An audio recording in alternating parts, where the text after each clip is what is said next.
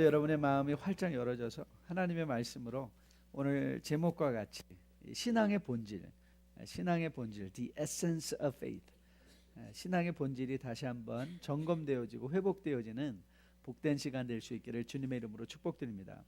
이 사회학 용어 중에 레밍 효과라는 것이 있습니다. 레밍 이펙트라는 것이 있는데 아마 여러분 일전에 한번 들어보신 기억이 있을 것입니다. 이 레밍 효과를 순수 한국말로 표현한 것이 쏠림 효과라고 합니다. 쏠림 현상이라고 하는데요.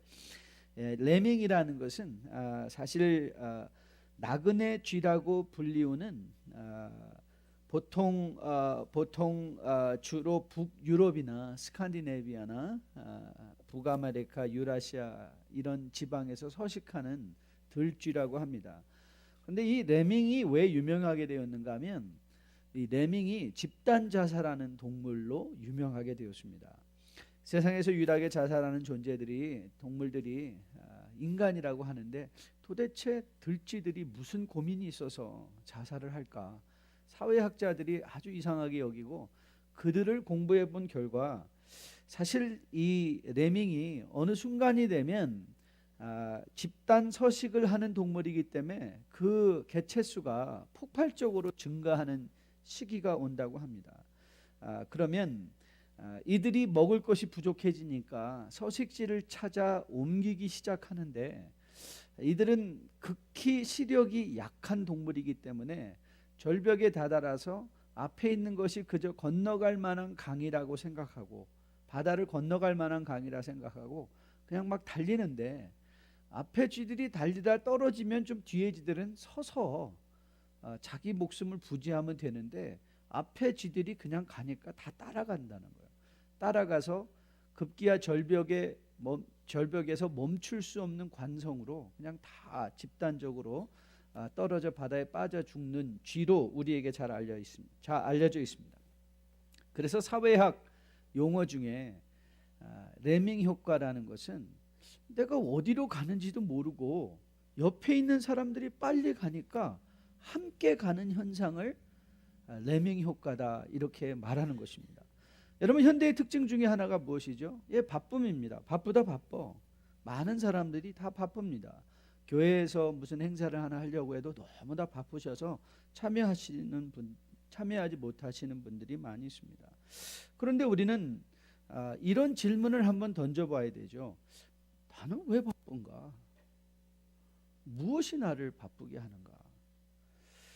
여러분 이 레밍 효과 중에 쏠림 현상 중에 하나가 우리가 흔히 유행에 빠져든다고 할 때 그 유행 이런 것도 다 레밍 효과 중에 하나입니다. 남들이 가지니까 나도 가져야 될 것 같은 마음이 들어서 그걸 갖기를 소원하면서 그걸 갖기 위해서 계속해서 많은 시간을 할애해서 물질을 벌어서 그걸 가져보려고 하는 것, 그게 다 유행, 레밍 효과라고는 우리는 말하는 것입니다. 아버지 학교에서 자주 사용하는 예화 중에 하나인데요. 오토바이 한 대가 그냥 앞을 향하여 질주하고 있습니다. 뒤에 어린아이가 위태롭게 매달려 있습니다. 그런데 아버지인 듯한 보이는 사람이 뒤에 있는 아이는 아랑곳하지 않고 그냥 달립니다. 뒤에 있는 차가 무서워서 쫓아가면서 계속 경적을 울려대지만 아버지는 멈출 생각을 하지 않습니다. 그러자 급기야 아이가 떨어지고 말았죠. 그래서 그 아이를 얼른 태우고 아버지를 쫓아가서 오토바이를 세웠습니다. 그러자 그 아이를 보고 아버지가 한 첫 번째 말은 무엇이었냐면 엄마는 어딨니? 그랬다는 거예요. 엄마도 아버지도 같이 아들도 같이 타고 있었는데 어느 순간 앞만 보고 그냥 달려오다 보니까 아내가 떨어진지도 모르고 자식이 떨어진지도 모르는 채 관계의 부서짐을 경험하고 그때서야 뒤돌이켜 볼 때는 수습할 수 없는 자리에 나와 있는 그런 우리들을 발견하는 때가 얼마나 많이 있는지 모릅니다. 여러분 왜 빨리 가야 되는지, 우리가 왜 물질을 많이 소유해야 되는지, 우리는 왜 바빠야 되는지, 우리가 본질적으로 이런 것에 대한 질문을 던지지 아니하고 빨리 가다 보면 여러분 인생은 물론 속도도 중요하지만 여러분 속도보다 더 중요한 건 방향입니다. 아무리 빨리 간다 한들 제대로 된 방향이 아니라면 빨리 가는 것만큼 비극입니다.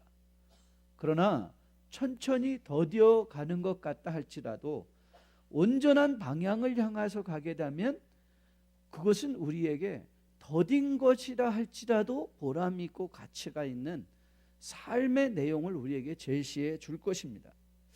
여러분, 그런 빨리 가는데 왜 빨리 가는 줄도 모르고 덩달아 빨리 가는 것, 이거는 단지 세상의 문제만은 아닙니다.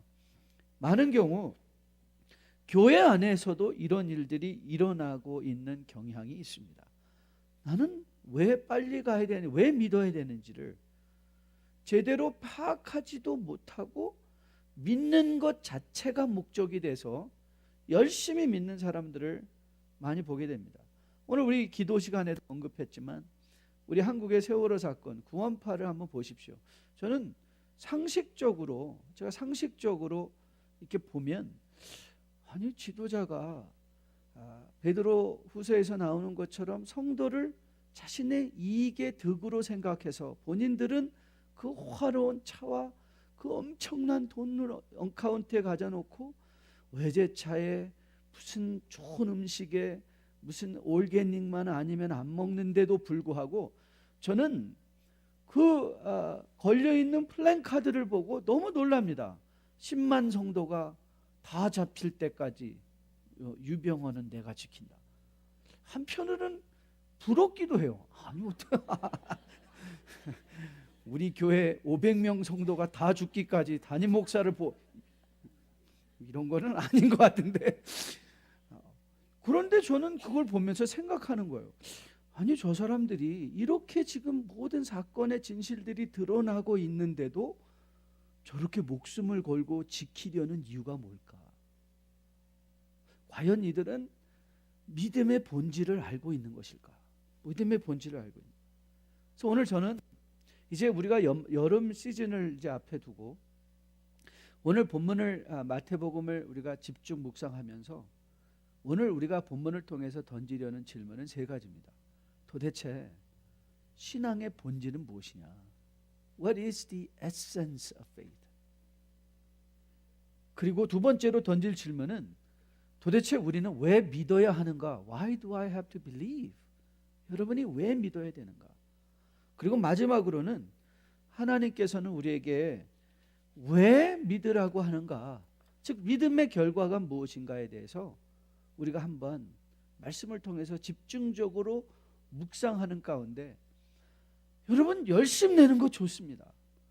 신앙에 열심 내는 것 좋고, 그리고 정말 몸을 불살라 하나님께 드린다고 하면 내던지는 것도 중요하지만 저는 더 오늘 다시 한번 내가 제대로 가고 있구나, 내가 가고 있는 곳이 십자가구나 하는 분명한 신앙의 방향성들이 다시 한번 점검되어지는 복된 이 시간 될 수 있기를 주님의 이름으로 축복드립니다. 여러분 한번 1절과 2절의 말씀을 한번 다시 보십시오. 오늘 본문의 1절과 2절 말씀을 보니까 우리 같이 한번 읽어볼까요? 시작. 그때의 바리새인과 서기관들이 예루살렘으로부터 예수께 나와 이르되 당신의 제자들이 어찌하여 장로들의 전통을 범하나이까? 떡 먹을 때에 손을 씻지 아니하나이다. 여러분 이들이 왜 마태는 굳이 어디로부터 왔다는 것을 적고 있을까? 그들이 어디부터 왔다고 그랬죠? 예루살렘으로부터 예수께 나왔다 이렇게 적고 있습니다. 그런데 바로 그 문맥의 앞절을 보시면 주님이 지금 계신 곳은 게네사렛이라는 갈릴리 호수 주변의 한 도시인 것을 여러분이 보게 됩니다. 자, 당시 여러분이 뒤에 성경의 지도를 보시고 눈으로 어림잡아 짐작하여 보시면 갈릴리 지방과 예루살렘은 보통 90마일 정도 떨어져 있는 거리인 것을 보게 됩니다. 여러분 지금이야 90마일 정도 여행하는 것이 그렇게 부담스러운 거리는 아니죠. 하지만 당시에 교통수단이 발전하지 않았을 때에 대부분 걸어서 자기가 가야 할 곳을 해결하던 시대에 90마일이라는 것은 결코 짧은 거리라 할 수 없는 것인 것을 우리는 알게 됩니다. 그런데 오늘 이 먼 거리를 마다치 않고 멀리 예루살렘으로부터 갈릴리 지방의 게네사렛까지 찾아온 사람들이었었습니다. 서기관과 바리새인들이죠. 근데 이들이 왜 예수님을 찾으러 왔는가? 그들이 예수님을 찾아와서 주님께 물었던 질문은 이것입니다. 왜 손 안 씻고 밥 먹냐고. 여러분 아니 그렇게 먼 길을 왔으면, 여러분 이들이 지금 어떤 분에게 나와 있습니까? 생명의 주인 되시고 로고스, 하나님과 근본 동등된 분이신데, 이들이 정말 마음을 열고 던지고 한번 주님께 드리고 싶은 질문이 인생의 의미, 생명의 의미, 창조의 의미, 이런 많은 질문들이 있지 않을까요? 그런데 이들이 그 먼 길을 마다치 않고 그 먼지 길을 달려서 와서 물어본 게 왜 당신 제자들은 손 안 씻고 밥 먹냐는 것이었습니다. 여러분, 이들은 예수님을 만나러 왔는데 왜 예수님을 만나야 되는지 사실 모르고 있는 거예요. 여러분, 예수님이 어떤 분이십니까? 자기 백성을 죄에서 구원할 자 아니었습니까? 예수님이 메시아 아니십니까? 바로 이스라엘 백성을, 아니 믿는 우리들을 하나님께로 인도해 가실 길 대신 예수 아니었습니까? 그러나 이들은 묻는 질문이 겨우 손 안 씻고 밥 먹는 거에 대한 제자들을 정죄하는 말이었습니다. 그러나 한 가지 우리가 이들을 우리가 좀 이들을 칭찬할 만한 면은 있죠. 예, 그 칭찬할 것은 무엇인가 하면 적어도 자기가 신봉하는 신념, they were at least convicted to what they believe. 그렇죠. 자들이 믿는 바에 대한 확신이 있었어요.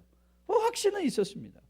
그리고 장로의 유전, 밥 먹기 전에 손 씻으라는 이 장로의 유전을, 율법을 따르고자 하는 열심은, 종교적 열심은 있었습니다. 하지만 이 종교적 열심보다도 이들이 이렇게 종교적 열심이 있었음에도 불구하고 왜 이들은 주님 앞에 번번이 칭찬 한 번 못 받은 사람들이 되었는가? 우리가 그 사실을 깊이 생각해야 됩니다. 종교적 열심은 있었는데, they were so convicted, 너무 마음에 확신은 있었는데, 자기들의 믿는 바에 대한 확신은 있었는데, 도대체 이들은 왜 칭찬을 받지 못했을까? 왜 한 번도 칭찬을 받지 못했을까? 왜 그랬을까요? 그들은 신앙의 본질을 못했기 때문에 그렇습니다. 여러분, 이런 오해는 구약 시대로부터 사실 이어온 죄의 사슬과도 같은 것이었습니다. 여러분, 하나님께서 구약에 이스라엘 백성들을 출애굽시켜준 이유가 뭐라고 그랬죠? 하나님은 그들을 출애굽기 19장에서 시내산에 불러 모으시고 모세를 통하여 이렇게 말씀하셨습니다. 내가 너희를 애굽에서 불러낸 까닭은 너희로 하여금 이 세상에 대하여 제사장의 나라를 삼아서 너희를 통하여 많은 나라들이, 죄인된 모든 나라들이 하나님께로, 즉 하나님의 관심은 이스라엘이라는 민족적 관점이 아니시라 하나님은 우주적 관점, 우주적 회복, 이 세상의 회복을 원래부터 추구하고 계셨던 분이시라는 사실이죠. 죄인된 인간을 구원해 주시는 것이 하나님의 목적이었는데, 여러분, 이스라엘의 치명적인 실수가 무엇이었습니까?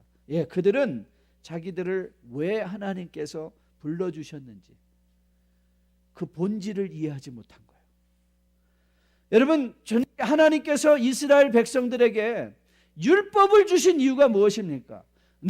하나님께서 율법을 주신 이유는 그 율법을 통하여 어떻게 이스라엘의 백성들이 세상의 죄악된 나라와 구별된 거룩한 하나님의 백성인가를 보여주며 그 거룩함을 통하여 많은 나라들을 하나님께로 인도하여 가려고 율법을 주셨는데, 이런 율법의 정신, 즉 많은 사람들을 하나님께로 인도해야만 하는 율법의 정신은 아랑곳하지 않고 이들은 율법을 무엇으로 삼았나요? 정죄의 도구로 삼았습니다. 정죄의 도구로 삼고 이들은 사람들을 하나님께로 데려오는 율법을 가지고 하나님으로부터 떨쳐내버리는 장로의 유전들로 정죄의 도구로 삼았던 것을 우리는 보게 됩니다. 이들은 율법을 가지고 남을 죽이다가 결국에는 자신들조차도 절벽에 이르러 멈추지 못하고 회칠한 무덤으로 떨어져 죽어내리는 그런 존재로 전락해 버리고 말았던 것입니다. 여러분, 율법은 지키는 것 자체가 목적이 아닙니다. The law was never intended in law itself. 율법의 목적은 율법에 있는 것이 아니라 그 율법이 수단이 되어 하나님께로 나아가는 것이 목적인 거예요. 하나님과 교제하는 자리까지 나가는 것입니다.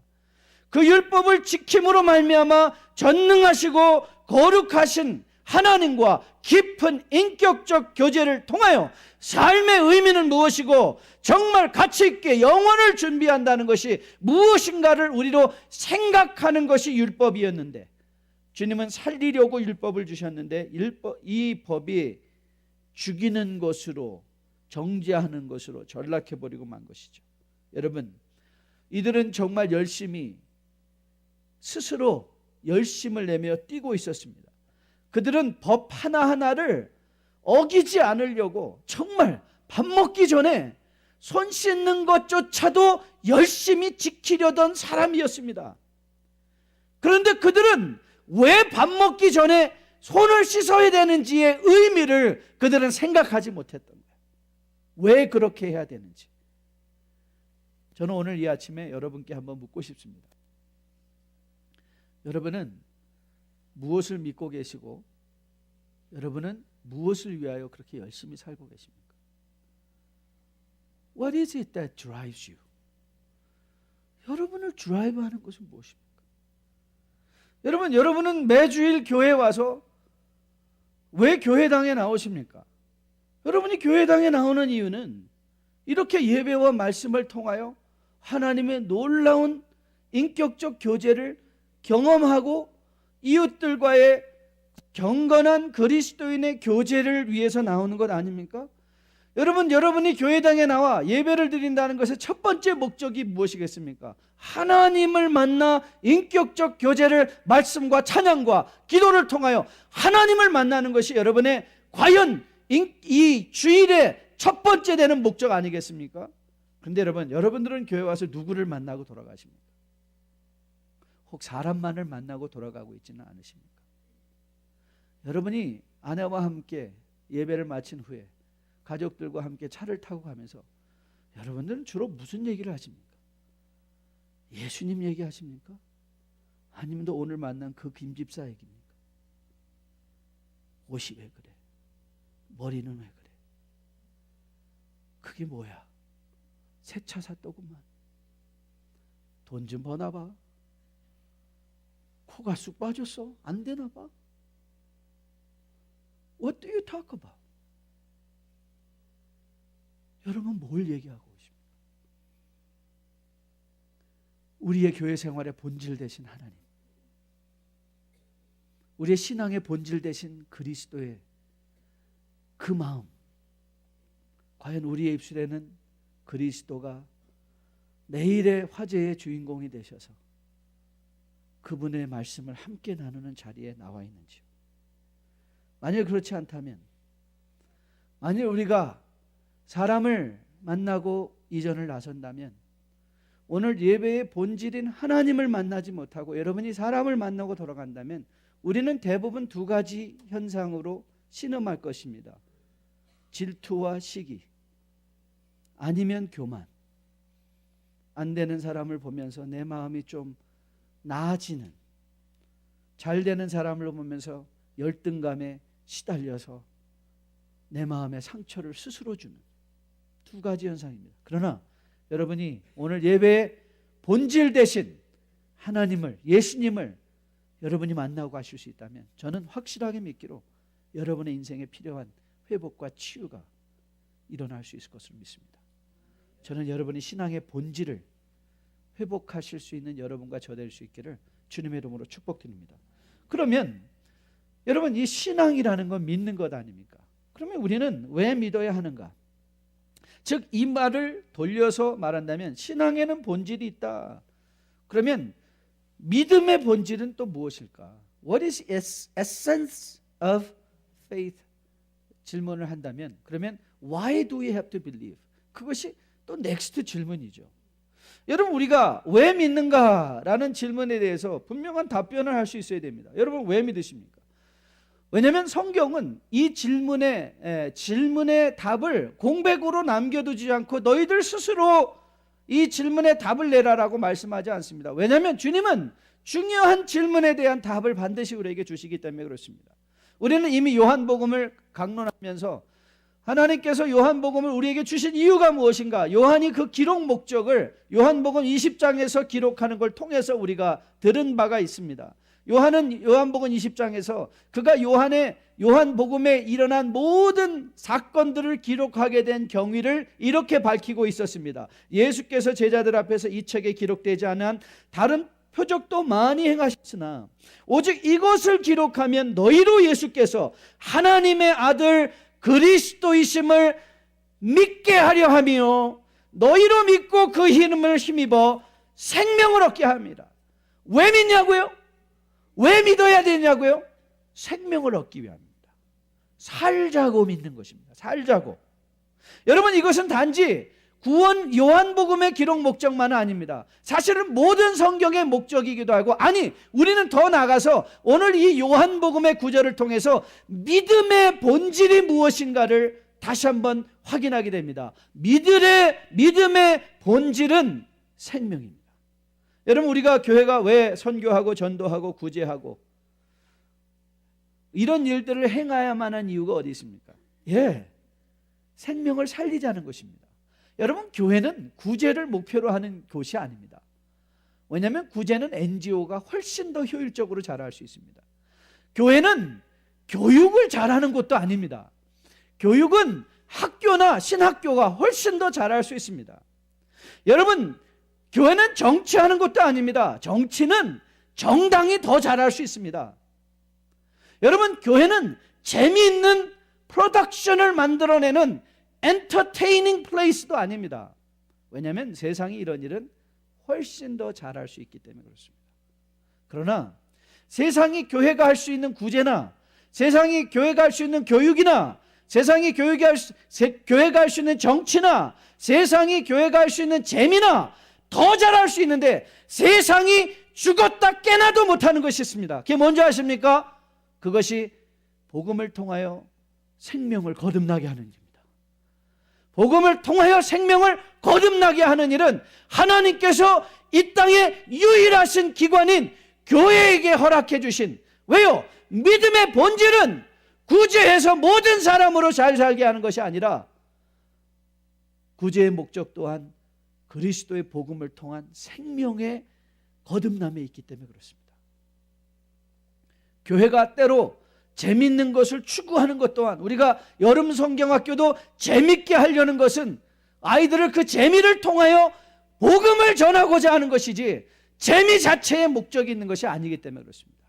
어떻게 하면 더 흥미를 유발시켜서 그들의 마음이 그리스도께로 집중되게 할까? 이것이 우리의 마지막 목표. 그들이 그리스도에 집중되면 그들의 생명이 거듭나 자랄 수 있기 때문에 여러분, 믿음의 본질은 생명이 것입니다. 그래서 교회가 해야 되는 일은 생명을 살려내는 일입니다. 여러분이 하셔야 되는 일은 여러분의 삶으로 이웃들의 복음으로 살려내는 일을 하는 것입니다. 교회는 한 번도 하나님께서 칼을 쥐어주시고 심판하라, 하나님은 이 땅에 교회를 주신 것이 아닙니다. 하나님은 교회를 통하여 이 땅에 생명의 능력으로 거듭나 길 대신 예수 그리스도를 통하여 어떻게 죄인된 인간들이 하나님 아버지께로 담대히 나올 수 있는가, 그 길을 보여주신 것, 생명의 길을 보여주는 것이 교회이지 생명의 길을 막아버리는 것이 교회가 아닙니다. 그래서 우리는 주홍과 같이 붉은 죄를 진자를 향하여서도 우리는 손을 뻗치는 것입니다. 왜요? 하나님이 살리고자 하시면 그를 막을 자가 없는 것이 구원이기 때문에 그렇습니다. 여러분, 믿음의 본질을 잊어버리고 생각하지 못하고 믿는 것을 주님은 오늘 본문에서 뭐라 말씀하시는가? 외식하는 것이라고 말하고 있습니다. 오늘 우리 Father's Day라고 서울 바비큐 하기, 그 외식이 아니라, 그 외식이 아니라, 여러분, 외식이라는 것은요, 말과 행위는 종교적인데 중심은 비복음적인 것이, 그게 외식이에요. 말은 종교적인데 마음의 중심은 비복음적인 것. 오늘 주님은 이사야의 말씀을 들어서 이렇게 바리새인과 서기관들을 책망하고 계십니다. 한번 들어보실래요? 이 백성이 입술로는 나를 공격하되 마음에서는 떨어져 멀도다, 내게서 멀도다. 사람의 계명으로 교훈을 삼아 가르치니 나를 헛되이 경배하는도다 하였느니라. 여러분은 왜 믿으십니까? 여러분은 왜 믿음의 열심을 갖기 원하십니까? 혹이라도 여러분의 믿음이 자기 주장이 되어서 이웃들을 실족시키고 있지는 않습니까? 여러분 한번 깊이 묵상해 보십시오. 여러분의 믿음이 내 주장, 자기 주장이 되어서 혹이라도 이웃을 실족하고 있는 것은 아닌가? 우리의 열심으로 위로받는 사람이 있습니까? 우리의 열심으로 격려받는 사람이 있습니까? 우리의 열심으로 생명의 길 대신 예수를 따라 새로운 소망과 가능성을 가지고 십자가를 향하여 눈을 돌리는 주의 백성들이 있습니까? 혹이라도 우리의 열심이 이웃을 피곤하게 하고 있지는 않는가? 우리의 열심이 이웃을 피곤하게 하고 있지는 않는가? 여러분, 믿음의 본질은 생명입니다. 복음을 통하여 부여받는 영원한 생명을 전하는 것, 그리고 그 생명으로 기뻐하는 것, 그 생명을 전하기 위하여 고민하는 것, 저는 이것이 신앙의 본질이라고 믿습니다. 요즘 한국에서 어린이들에게 가장 심각한 질병 중에 하나가 염증이라고 합니다. Infectious disease. 아니, 염증이 왜 이렇게 큰 문제가 되었을까? 하면 무슨 염증이 그렇게 많다고 해요. 그런데 그 이유가 너무 아이러니해요. 왜 아이들이 이렇게 염증에 연약한 존재들이 되었는가? 부모들이 아이들을 너무 깨끗이 키운다고 요란을 떨다가 정작 아이들이 길러야 되는 면역 체계를 세우지 못한다는 거예요. 뭐 하면 꺼내가지고 닦아주고 다 하는 건 좋은데, 여러분, 예방접종이 무엇입니까? What is the essence of vaccination? 우리가 애들을 예방접종한다는 게 무슨 뜻이죠? 아이들한테 그 균을 집어넣어서 그 균에 대한 항체를 길러내는 것 아닙니까? 그런데 우리는 이 생명에 아이들을 건강하게 기르는 것, 아이들이 건강해진다는 게 무엇인 뜻인가요?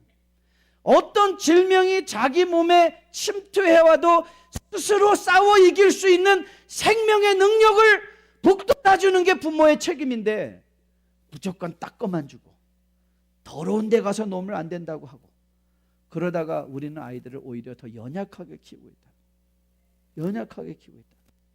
자녀들을 위한다는 일이 오히려 아이들을 죽일 수도 있는 거예요. 오늘 본문에서 하나님을 위한다고 하는 이 서기관과 바리새인들이 궁극적으로 누구를 정죄하고 있는가를 보십시오.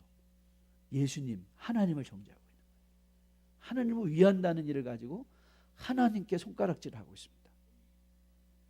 혹이라도 우리의 열심이 하나님께 손가락질하고 있는 일은 아닌지 우리가 다시 한번 심각하게 돌아보며 믿음의 본질인 과연 나를 통하여 생명에 북돋는 역사, encouraging life, 생명이 북돋아지고 생명이 적극 더 보호되어지고 생명의 역사가 일어나고 생명을 통한 능력이 나를 통하여 일어나고 있는가, 한번 우리가 스스로 심각하게 돌아보아야 될 것입니다. 그렇다면 우리는 이 신앙의 본질을 기억하기 위해서 무엇을 해야 되는가? 하나님은 우리더러 왜 믿으라 하시고 왜 믿음 생활에, 어떻게 믿음 생활에 엔게이지하게 하시는가? 저는 오늘 첫 번째 여러분들이 적용적 교훈으로 마음에 가져가야 될 것이, 저는 신앙생활을 늘 생각하는 삶을 살아야 된다고 생각합니다. 무슨 생각? 본질과 비본질을 늘 생각하는 거예요. What is the essence? What is non-negotiable? What are the negotiables? 그러니까 내가 이 땅에서 타협할 수 있는 것과 타협할 수 없는 것의 그 차이, 그리고 성경은 그거에 대해서 무엇을 말하는가? 여러분, 우리가 생각하는 사람이 된다는 것은 왜 우리가 생각해야 된다는가? 그 이유는 간단합니다. 왜냐하면 원죄의 영향력이 우리를 아직도 압박하고 있기 때문에 그렇습니다. 여러분, 원죄는 윤리적인 차원 이전에 여러분에게 늘 말씀대로 주관성이라고 말씀드렸습니다. 원죄는 주관성입니다. 꼭 기억하십시오. 사사기 시대에 그때의 이스라엘에 왕이 없었기 때문에 모든 사람이 각각 자기 소견에 옳은 대로 행하였노라. 이 말은 창세기 3장의 집단적 표현인 것입니다. 창세기 3장에서는 아담과 이브가, 아담이 특별히 하나님 앞에 자기 소견에 옳은 대로 하나님의 말씀에 따르지 않고 행했던 이 일들이 어떻게 민족적으로 발전하게 됐는가, 아니 어떻게 우주적으로 발전했는가를 보여주는 사건이 바로 사사기 사건인 거예요. 각기 소견에 옳은 대로 행하는 거예요. 그래서 오늘 우리가 생각하는 신앙생활을 한다는 것은 무엇인가 하면 오늘도 내 생각을 말씀 앞에 끊임없이 내어놓는 거예요. 그래서 내 말씀을 말씀 앞에 내어놓고 과연 내 생각이, 내 주장이, 오늘도 내가 말하고자 하는 이 일들이 하나님이 말씀하시는 믿음의 본질된 생명의 어떤 역사가 일어나는가를 스스로 답해보는 거예요. 스스로 답해보는 거예요. 그것이 생각하는 삶입니다. 여러분, 바리새인들과 서기관들은 장로의 전통을 가지고 나와서 주님 앞에 서 있는 그들의 모습을 한번 장로의 전통을 가지고 하나님 앞에 나와서 그것을 가지고 하나님을 정죄하고 있는 이들의 모습을 한번 여러분 상상해 보십시오. 여러분, 이들의 마음속에 과연 0.00001%라도 자기가 틀렸다는 생각을 하고 있었다고 여러분은 상상이 갔습니까? 아닙니다. 이들은 너무나 확신하고 있었습니다. 이들의 확신은, 정말 이들의 열심은 우리가 칭찬할 만한 것이나, 그러나 그들의 방향이 잘못되었기에 너무 비극적입니다. 이들의 확신이 확실한 것만큼 비극적입니다. 목숨을 걸고 교주를 지키려는 그들의 모습, 그들이 열심을 내는 것만큼 더 비극적으로 되어지는 것이 온전치 못한, 생각하지 못하는 주관성에 빠져 있는 인간의 죄악된 모습인 것입니다. 여러분, 오늘 이들에 대해서 주님께서 한 가지 사건을 들여서 이들을 교훈해 주고 있는 것을 보게 됩니다. 이들은 이렇게 말했어요. 우리가 부모님께 드릴 것을, 부모님께 공양할 것을 가지고 하나님께 드리면 그것으로 부모에 대한 책임도 다 한 것으로, 그건 하나님이 나한테 하나님께 드렸으니까 그것으로 자기의 모든 책임이 무마된다고 생각을 하고 있었습니다. 주님은 그 사실을 지적해내십니다. 그리고 주님은 이렇게 말씀하시죠. 절대로 큰 선이 작은 악을 무마하지 않는다는 거예요. 큰 선이 작은 악을 무마하는 거 아닙니다. 우리는 그렇게 하죠. 어떻게든지 돈만 열심히, 광적으로 열심히 벌어서 하나님께 헌금하면 어떻게 벌었는지도 주님이 안 물으실 것 같죠? 아닙니다. 주님은 여러분들이 헌금하는 것이 목표가 아니십니다. 하나님은 여러분들을 무슨 똘마니 거지처럼 세상에 내보내셔서 세상으로 돈을 걷어서 여러분이 가져오는 돈을 가지고 자신의 영광을 위하여 큰 교회당을 짓고 무슨 큰 건물을 지으시는 분이 아니십니다. Entire universe is His footstool. 여러분, 이 온 우주가 하나님의 발등상으로도 부족합니다. 이 우주에 있는 어떤 영광이 하나님의 영광을 감히 비교할 수 없습니다. 하나님은 여러분의 도움을 통하여 하나님의 영광을 이 우주 속에 더 세워야 되시는 분이 아니십니다. 우리가 세상에서 수단과 방법을 다 다 동원해서 돈을 벌어서 하나님 앞에 그 내가 돈을 버는 과정 속에 너무 많은 사람들이 눈물을 흘리고 너무 많은 사람들이 피해를 입었다면 그거는 우리가 마땅히 회개해야 될 일인 것입니다. 그 돈을 가지고 주님 앞에 헌금을 했다고 하나님이 그 돈 받으시면서 좋아하시는 분이 아니십니다. 여러분, 여러분들이 교회에 열심 낸다고 자녀들 방치하는 것, 여러분 저는 그런 목사님들의 간증을 많이 들었습니다.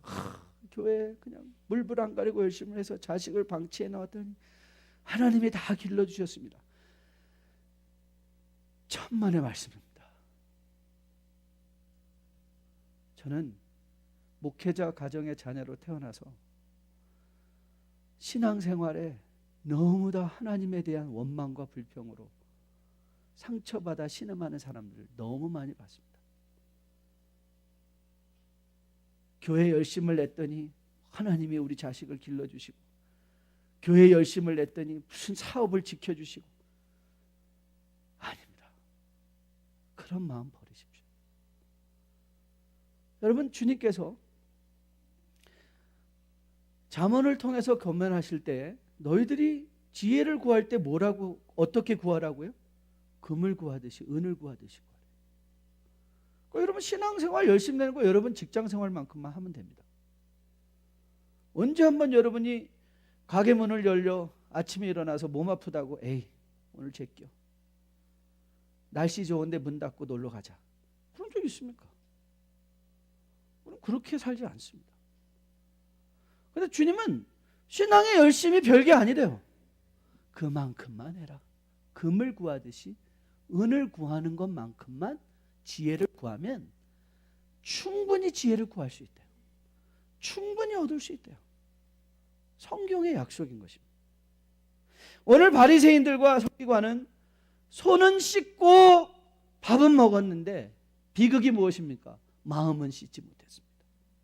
손은 씻었는데 마음은 씻지 못했습니다. 자신이 옳다는 확신은 너무 컸는데 내 확신 자체, 내가 가진 잣대가 옳았는지는 보지 못했습니다. 이것이 비극인 것이죠.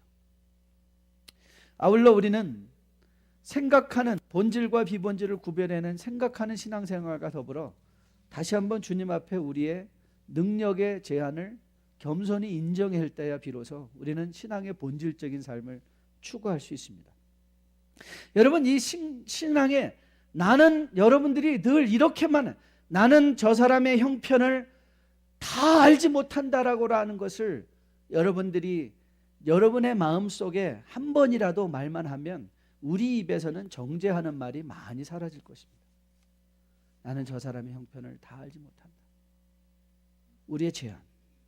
저는 아직도 우리 교회 많은 어르신들이 계신 만큼 많이 살지는 못했지만 목회를 하면서 여러 사람들을 만나고 여러 일을 경험하면서 주님께서 저에게 깨닫게 해주시는 한 가지 은혜가 참 있습니다. 감사한 은혜가 있습니다. 그 중에 하나가 뭐냐면 인생의 대부분의 문제들은 흑백의 논리로 구분되어져서 흑과 백이 분명한 일들이 아니라는 것입니다. 저는 그것을 깨닫고 저는 목회가 많이 감사해지고 은혜로워졌습니다. 저도 젊어서는 꽤 날카롭다라는 말을 듣던 사람이었습니다. 신학적으로도 그렇고 교회 정치적으로도 그렇고 저도 꽤 날카로운 사람이었는데 그래서 저는 세상에 흑백의 논리가 분명한 줄 알았습니다.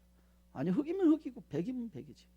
그런데 살아보니까 인생은 검은 쪽에서 보이면 검게 보이기도 하고 하얀 쪽에서도 보면 하얗게 보기도 하는 회색적인 일들이 더 많다는 것을 알게 됐습니다. 그러니 자연 하나님 앞에 겸손해질 수밖에 없었습니다. 판단은 하나님께 맡겨드리고 내가 할 일은 생명의 본질적인 일에 충실하는 것. 그게 뭐겠습니까? 용서하는 것이고 기회를 한 번 더 주는 것이고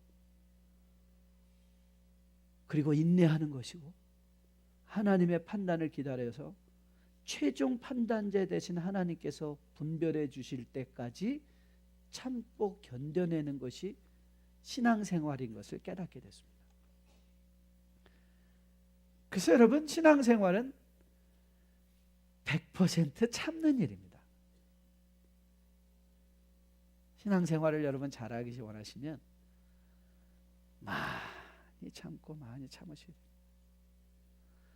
여러분 눈에 뻔히 보이는 것 같은, 아니 어떻게 저걸 못할까? 저는 요즘 월드컵 안 봅니다. 아니, 저는 사실 이제는 운동에 별로 관심이 없어졌습니다. 제가 하는 운동도 못해서 죽겠는데 남이 지금 흘리는 것까지 제가 보면서, 여러분 자주 말씀드리죠. 우리 축구하면서 맨날 지난번에도 박주영 욕하는 거는 엄청 많이 들었는데 이름값도 못하고 원톱에 문제가 있다고 막 그랬는데, 그 말하는 사람 가서 좀 뛰어보라고 그랬으면 좋겠어요. 너가 가서 한번 해봐라. 바둑도 그렇죠. 보통 세체급이 훈수하는 사람이 자기가 바둑 둘 때는 8급이면 보통 훈수는 5급 정도 실력으로 한대요. 왜? 자기가 안 들어가 있으니까. 그 사람 형편을 모르는 거예요. 그러니까 여러분, 신앙생활은 교회 와서 무슨 일 잘하는 게 아니라 그 마음에 안 드는 이웃을 보고 입 열어서 지적해 주고 싶은 거 참는 거, 그게 신앙생활입니다. 그래서 견뎌주는 것입니다. 그래서 참아주는 것입니다. 언제까지 참아야 되냐고요? 십자가에 달려 죽기까지 참는 것입니다. 그게 우리를 위하여 주님께서 하신 일이기 때문에 그렇습니다. 여러분, 우리 속담에 핑계 없는 무덤 없다고 합니다. 여러분, 그 사람의 입장에 대보십시오. 다 핑계가 있습니다. 다만 우리는 그걸 모를 뿐입니다.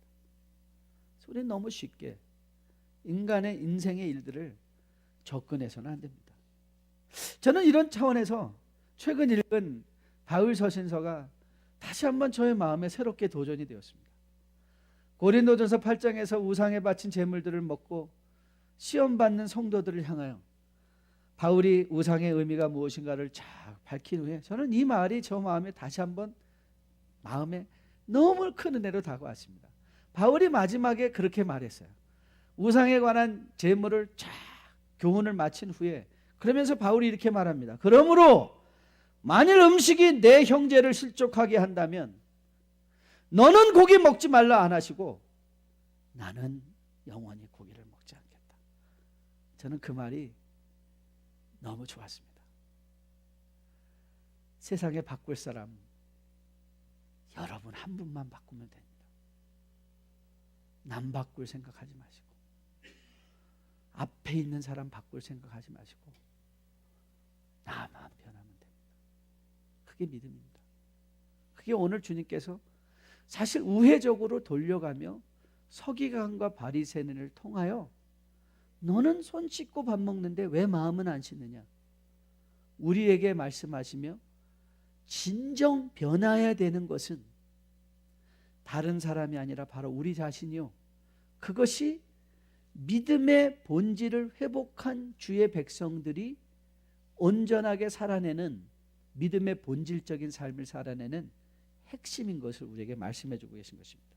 저는 여러분과 저에게도 이런 바리새인과 서기관을 능가할 열심이 있기를 주님의 이름으로 축복드립니다. 하지만 여러분의 열심이 저는 십자가의 분명한 정신으로 거듭나 세워진 복음의 열심이기를 주님의 이름으로 축복드립니다.